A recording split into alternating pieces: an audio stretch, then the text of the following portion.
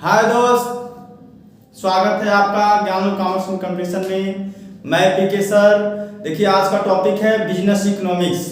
Business economics के syllabus के बारे में आपको हम बताएंगे, जो बीकॉम सेकेंड सेमेस्टर में आपको पढ़ना है। नए राष्ट्रीय शिक्षा नीति के अनुसार यानी पूरी आपका सिलेबस जो पुराना था यानी ओल्ड सिलेबस था वो चेंज हो चुका है, कुछ उसमें परिवर्तन कर दिए गए हैं। इसमें देखिए दोस्तों, आपका यानी सबसे पहले आप लोग यानी पूरी ईमानदारी के साथ इस वीडियो को अंत तक देखिएगा और थोड़ा भी अच्छा लगे तो यानी सब्सक्राइब और शेयर जरूर कीजिएगा।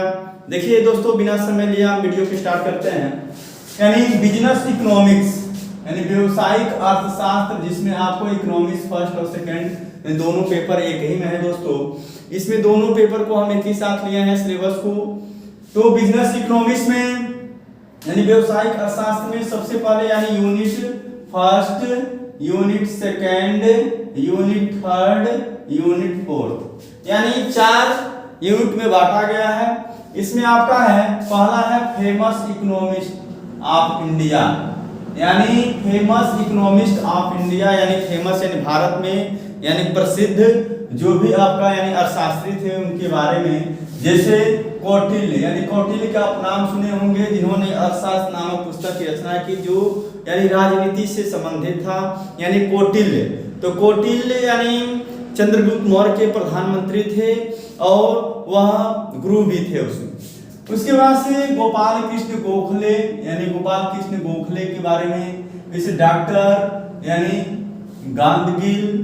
उसके बाद से डॉक्टर राम मनोहर लोहिया यानी आपके अर्थशास्त्री, जैसे जवाहरलाल नेहरू, जैसे डॉक्टर अंबेडकर, B.R. अम्बेडकर। उसके बाद से दोस्तों ये सब यानी आपके यानी इकोनॉमिस्ट ऑफ इंडिया यानी भारत में एक अर्थशास्त्री के रूप में जाने गए। उसके बाद से इंट्रोडक्शन यानी परिचय यानी nature and scope of business economics यानी व्यवसायिक अर्थशास्त्र की यानी नेचर क्या है, उसका इकोनॉमिक्स का यानी नेचर क्या है, उसका यानी मीनिंग्स क्या है, इसके बारे में पढ़ेंगे। मीनिंग यानी व्यवसायिक अर्थशास्त्र होता क्या है, तो व्यवसायिक अर्थशास्त्र ऐसे शास्त्र है जिसमें यानी उसको धन के रूप में और सेवा के रूप में, आवश्यकता के रूप में यानी कई रूपों में उसका अध्ययन किया गया है, जिसमें आपका यानी रॉबिन्सन के अनुसार, मार्शल के अनुसार, पीगू के अनुसार यानी परिभाषा पढ़ा जाएगा। उसके बाद से काइंड्स यानी इसका प्रकार। तो बिजनेस इकोनॉमिक्स को 2 भागों में बांटा गया है, एक आपका सूक्ष्म, एक आपका यानी व्यापक यानी एक मैक्रो और एक माइक्रो इकोनॉमिक्स पढ़ा जाएगा। लॉ ऑफ डिमांड, देखिए दोस्तों, डिमांड यानी मांग के नियम को पढ़ा जाएगा कि मांग होता क्या है। तो देखिए दोस्तों, यानी मांग आपका यानी वस्तु की क्वांटिटी पर यानी डिपेंड करता है कि आप वस्तु की क्वांटिटी कितना यूज कर रहे हैं। जैसे मान लीजिए वस्तु की क्वांटिटी यानी कब बढ़ती है कब घटती है, ये सब वस्तु के प्राइस पर निर्भर करता है। जब वस्तु का प्राइस कम होगा तो आप डिमांड बढ़ा देंगे, जब वस्तु का यानी प्राइस अधिक होगा तो डिमांड घटा देंगे, यानी विपरीत संबंध होगा। तो डिमांड के बारे में पढ़ेंगे कि डिमांड होता क्या है, टाइप्स ऑफ डिमांड, जिसमें आपका यानी आय मांग पढ़ेंगे, उसमें आप आड़ी मांग पढ़ेंगे यानी इनकम डिमांड, क्रॉस डिमांड।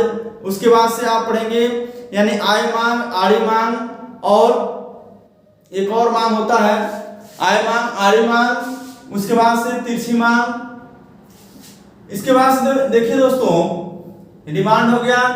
उसके बाद से law of marginal dimension utility यानी मार्जिनल डायमेंशन सीमांत यानी शेष उपयोगिता के बारे में पढ़ेंगे। उसके बाद से इलास्टिसिटी ऑफ डिमांड यानी मांग की लोच के बारे में पढ़ेंगे, यानी मांग की लोच को हम कीमत की लोच भी बोलते हैं। मांग की लोच, मांग की आय लोच, मांग की आड़ी लोच, मांग की तिरछी लोच के बारे में आप पढ़ेंगे, यानी कितना वृद्धि हो रहा है कितना कमी हो रहा है। उसके बाद से कंसेप्ट ऑफ मेजरमेंट ऑफ यानी इलास्टिसिटी ऑफ डिमांड प्राइस यानी मांग की मूल्य में यानी क्या इलास्टिसिटी यानी क्या परिवर्तन हो रहा है, इसके बारे में आप पढ़ेंगे। उसके बाद से इनकमिंग यानी क्रॉस यानी जो भी यानी क्रॉस इनकम होता है उसके बारे में पढ़ेंगे। Elasticity determination of elasticity demand, importance of elasticity demand यानी इलास्टिसिटी डिमांड के बारे में आप पढ़ेंगे। यूनिट सेकंड में इसमें आप थियरी ऑफ कॉस्ट यानी लागत की यानी थियरी के बारे में, लागत की अवधारणा के बारे में पढ़ेंगे, कितनी प्रकार की लागत है, जिसमें शॉर्ट टर्म यानी short runs and long runs यानी अल्पकालीन और दीर्घकालीन के बारे में पढ़ेंगे, यानी कर्व एंड ट्रेडिशनल यानी वक्र के बारे में पढ़ेंगे आप, मॉडर्न अप्रोच यानी आधुनिक अप्रोच के बारे में, प्रोडक्शन फंक्शन यानी उत्पादन फलन के बारे में पढ़ेंगे, लॉ ऑफ वेरिएबल प्रोपोर्शन यानी आपका परिवर्तनशील अनुपात के नियम के बारे में पढ़ेंगे, फिर से प्रोप्राइटर्स रेशियो यानी लाइंस के बारे में पढ़ेंगे, optimum factor combination and expansion of path यानी समाकोत वक्र विश्लेषण और साधनों का अनुकूलतम यानी आप संचय के बारे में पढ़ेंगे, कॉम्बिनेशन के बारे में पढ़ेंगे, रिटर्न्स ऑफ स्केल यानी पैमाने के प्रतिफल के बारे में पढ़ा जाएगा, इसे इंटरनल एंड एक्सटर्नल यानी आंतरिक और बाह्य, internal and external economics and diseconomics. उसके बाद दोस्तों यानी तीसरा यूनिट है आपका परफेक्ट कंपटीशन यानी पूर्ण प्रतियोगिता। तो पूर्ण प्रतियोगिता होता क्या है, उसकी विशेषता क्या है, पूर्ण और अपूर्ण प्रतियोगिता में अंतर यानी इम्परफेक्ट और परफेक्ट कंपटीशन पढ़ेंगे। उसके बाद से बी पढ़ेंगे मोनोपोली यानी एक अकेला विक्रेता जो पूरे बाजार को क्या करता है, प्रभावित करता है, उसकी विशेषता, उसकी मीनिंग्स, और अल्पकाल में यानी शॉर्ट टर्म में और लॉन्ग टर्म में यानी किस प्रकार उस साम्य बिंदु को यानी बैलेंसिंग को प्राप्त करता है, इसके बारे में अध्ययन किया जाएगा। मोनोपोलिस्टिक्स कंपटीशन यानी एकाधिकृत प्रतियोगिता के बारे में पढ़ा जाएगा। उसके बाद से यूनिट 4, तो यूनिट 4 में बिजनेस साइकिल यानी व्यवसायिक चक्र के बारे में आप पढ़ेंगे, व्यापार चक्र के बारे में। कोई भी व्यापार है तो पहले उसका बाजार में यानी डिमांड होता है, पुनरुत्थान होता है, फिर से उसका डिमोशन होता है, उसके बाद से मृत्यु की स्थिति को प्राप्त कर लेता है। उसके बाद से थियरी ऑफ डिस्ट्रीब्यूशन यानी वितरण का सिद्धांत पढ़ेंगे। इसमें वेजेज के बारे में पढ़ेंगे, वेजेज का आधुनिक और सिद्धांत, मॉडर्न सिद्धांत, प्राचीन सिद्धांत, रेंट यानी किराया क्या है, किराया का, रिकॉर्डों का लगान, ये सब पढ़ेंगे। इंटरेस्ट पढ़ेंगे, प्रॉफिट पढ़ेंगे, लाभ का आधुनिक सिद्धांत, लाभ का यानी प्राचीन सिद्धांत, और लाभ के यानी कौन कौन से यानी सिद्धांत दिए गए इसके बारे में पढ़ेंगे।